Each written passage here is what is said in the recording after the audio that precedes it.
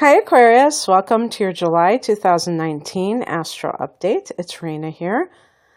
So July is a month of energy in your sixth house of work, which is very business-like, for lack of a better word, and the seventh house, which is relationship-oriented.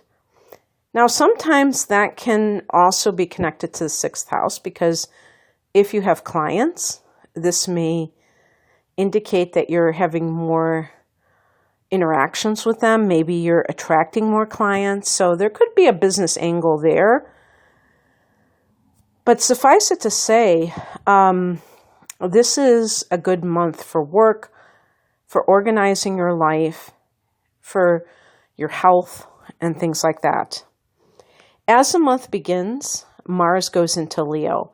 Leo is your opposite sign, as you probably know, and your opposite sign is in your opposite house. So if you're the first house, Leo is the seventh house, and the seventh house is committed partnership, like marriage or the equivalent of marriage, or any one-on-one relationship. So it could be with clients, but it could be with people that you're dealing with in a more intimate way.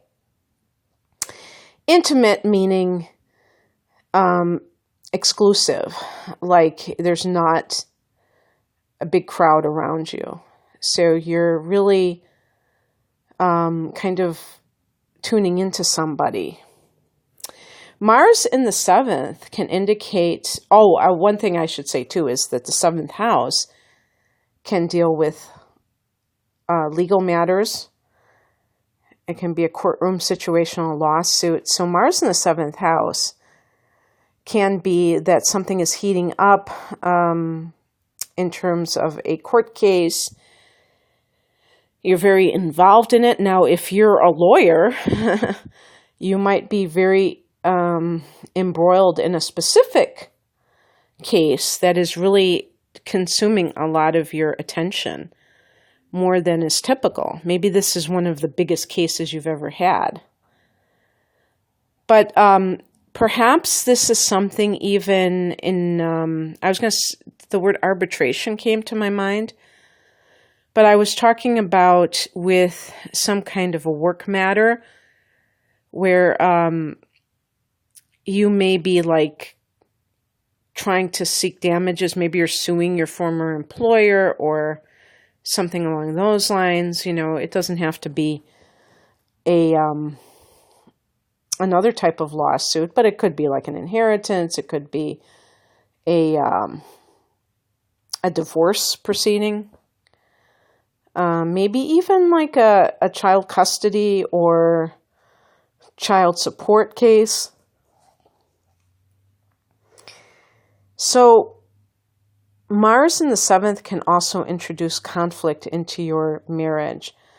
And you may be arguing about something specifically that has come up. Maybe you have a good relationship, but then there's one thing that the two of you don't see eye to eye about.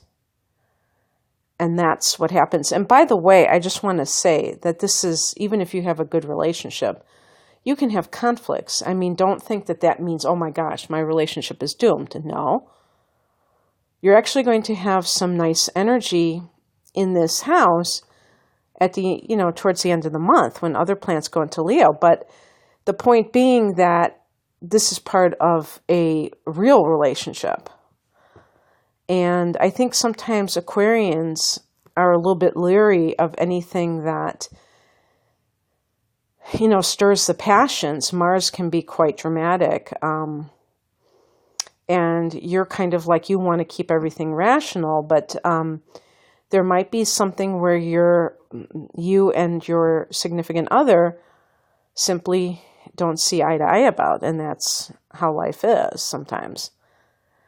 On the second, there is a solar eclipse at 10 degrees of Cancer in the sixth house, and this could be new opportunities just suddenly making themselves known to you.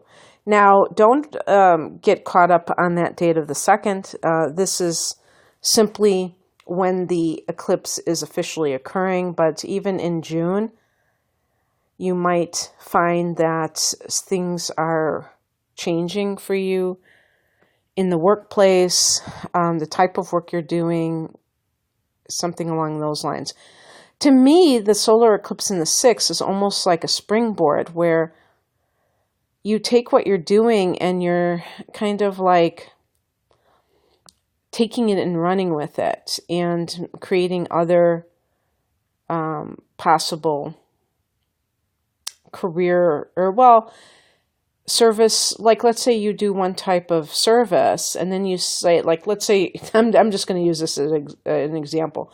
Let's say you're a dog walker and that's what you have your own business as a dog walker, or you work for somebody else who has it. And then you decide, hey, I can, these people have children. Most of my customers are families and they have children. I'm going to offer my services as a babysitter. And it's like you just kind of realize that there's so much more opportunity now that you've made a connection in that way to make a connection. And that also goes into that area of partnership, because when you make those connections business-wise, then you realize that there are other avenues that you can, I don't want to use the word exploit, but you can definitely build upon. This can also really change up your daily routine. Now, an example of this would be if you are starting your own business and you're not working the 9 to 5 anymore. So you're like, okay, now do I want to get up at 5 o'clock and get a good start on the day? Or do I want to sleep in? I haven't slept in 20 years. I'm tempted to go that route. So it's like, what you're going to do. On the very next day, the 3rd, Venus goes into Cancer, into that 6th house. Venus brings money, and so that could be a raise. That can bring profit from some service that you're offering. It can also be some harmony if you have had any kind of conflict. Because remember, Mars is in the 7th house, but before the 1st, it was in the 6th house. So you may have had some kind of problem with coworkers that led you to, make a case or file a case with an arbiter and with arbitration, and now you're resolving it. And Venus in the 6th house can even, like health-wise, make you see the connection between health and beauty. Maybe diet and beauty, because the 6th house can be diet, and wanting to look a certain way based on the foods that you eat, for instance. So you might be looking into that. You might be investing in some equipment or something that gives you health. Venus can be like some kind of a purchase, maybe a higher end purchase that is an investment for your health. On the 7th, Mercury goes retrograde at 4 degrees of Leo in that 7th house.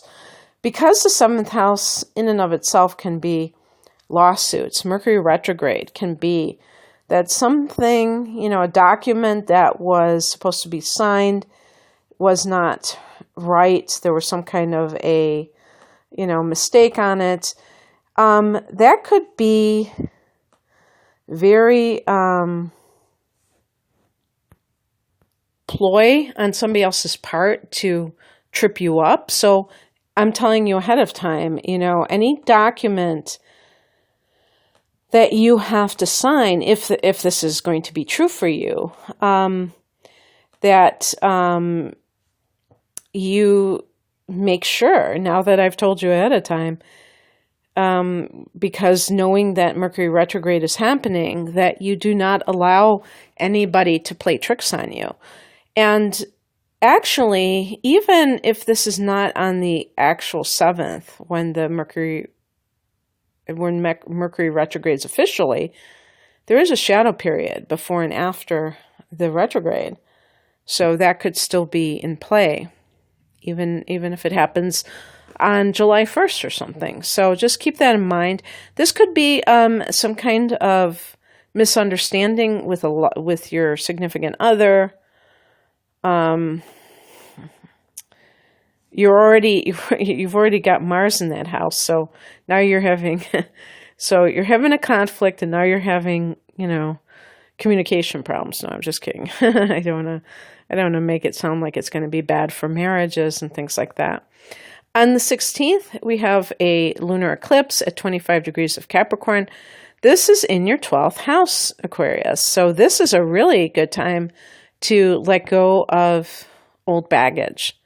This could be the form of self-defeating thoughts or behaviors that have kept you down, that have tripped you up. Maybe it has to do with your love life. Maybe your career is on point, but your personal life always seems to have one problem or another. So you may connect the dots. Lunar eclipse is a powerful full moon. So full moons in the 12th can bring dreams, prophetic. 12th house is spiritual experiences, and especially supernatural. And so you may, and this is the dream house. So if you have a dream, and the lunar eclipse is like a full moon times 3, so it's very powerful.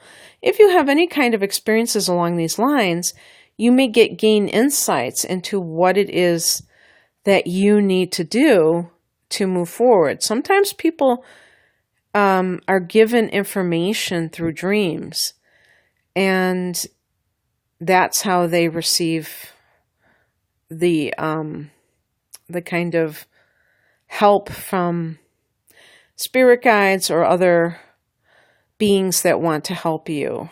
And so just be on the lookout for that, because this is also the house of karma. And you can just let that all just float away in a major tsunami, taking it away from you so that you can truly move forward with your life. On the 22nd, the sun goes into Leo, into that 7th house. The sun is life-giving force, and it's a positive energy. The sun card in the tarot deals with love and children and healing and things like that. So that can bring positive vibes to a situation that may be a bit heated. On the 27th, Venus also enters that house. Venus also can bring money.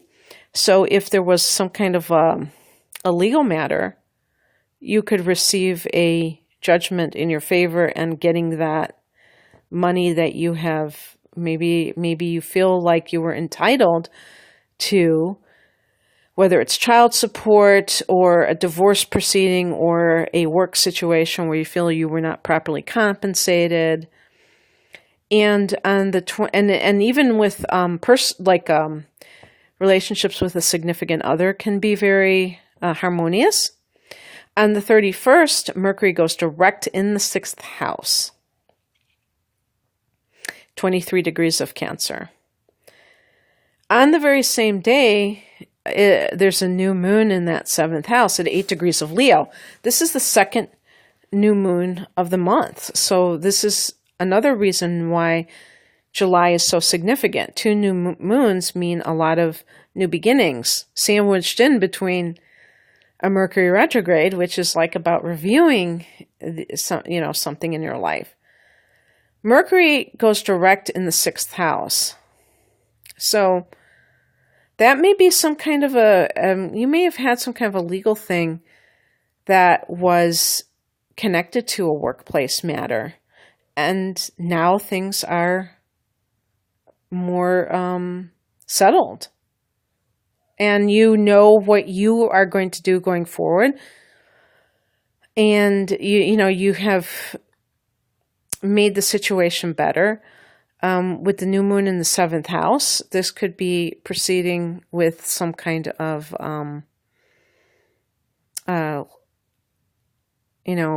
new phase in your relationship. I didn't think about this, and I should have mentioned that when Venus goes into your 6th house on the 3rd of the month, that could be an affair in the workplace or a romance in the workplace. So maybe that's the thing about, like, do I want to be with my relationship? Rethinking when Mercury goes retrograde on the 7th, rethinking your marriage, and then maybe resolving that and saying, yeah, you know what? I think I do want to stay with my spouse. Or sometimes I think I was reading somebody's chart and they had a new moon in the 7th house, but they were getting divorced because that was a new development in their relationship. And, this is, if you're meant to split up with somebody, that's not a bad thing. You don't want to be with somebody that you don't feel that you're happy with. So there's no reason to feel bad about it. And I think a lot of Aquarians understand where I'm coming from and are not going to thumb me down for saying that, right? But for some of you, you may decide, if you have had some kind of like a fling, maybe with a coworker or something like that, that's not worth it, that you really do want to save the relationship. So I'm just trying to put out as many possibilities as I can. I hope at least some of this resonated with you, Aquarius. If you would like a personal reading, please click on the link below. I'm offering 17% off all of my readings through July 1st, the eve of that solar eclipse in Cancer. And the coupon code is FREEDOM17. Freedom is in all caps. And have a great month. Bye.